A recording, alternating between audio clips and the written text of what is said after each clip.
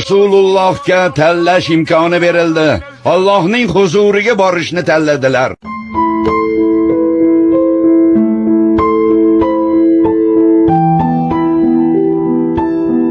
Endi nima qilamiz? Bu kunni ko'rmay o'lib ketsam yaxshi edi. Rasululloh qazo qilibdilar. Rasululloh o'libdilar.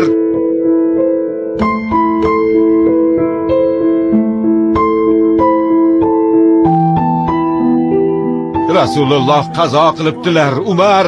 Nimalar deyapsizlar, sho'ringiz qurgurlar? Rasululloh sallallohu alayhi va sallam o'ldi deganning tili uzilsin iloyim. Yo'q. Bu rost. Mo'minlar onasi Oyshaning uylaridan shu xabar chiqdi. Yo'q dedim. Rasululloh o'lmaganlar. U zot Musa ibn Imron kabi Robbilari bilan gaplashgani ketganlar. Musa alayhissalom 40 kechaga ketib, qavmlari u zotni o'ldi deb o'ylashganda qaytib kelganlar. Rasululloh xuddi Musa alayhissalom kabi qaytib keladilar. Rasululloh o'ldi degan odamning qo'l oyog'ini chopib tashlayman.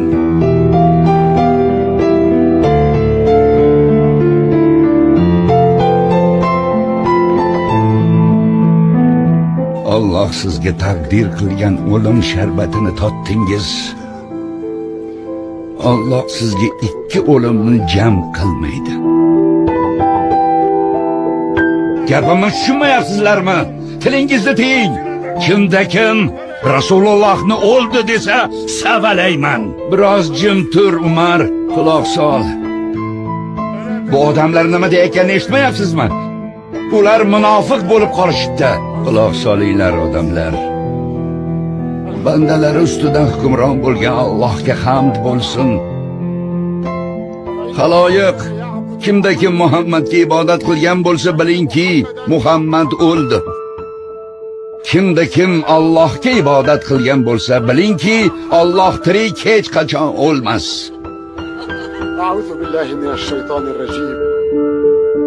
Muhammad ham bir rasul xolos. Undan oldin ham rasullar o'tgan. Agar u o'lsa yoki qatl qilinsa, orqangizga qaytasizmi? Kimki orqasiga qaytsa, Allohga hech qanday zarar keltira olmas. Va Alloh shukr qiluvchilarni albatta mukofotlar. Ashoblaringiz sizga jonin bog'ladi. Oshiqlaringiz sizga qalbin bog'ladi. Sizsiz yashamoqqa toqat qolmadi. Ummatim deysizmi ya Rasululloh? Sizsiz yashamoqqa toqat qolmadi.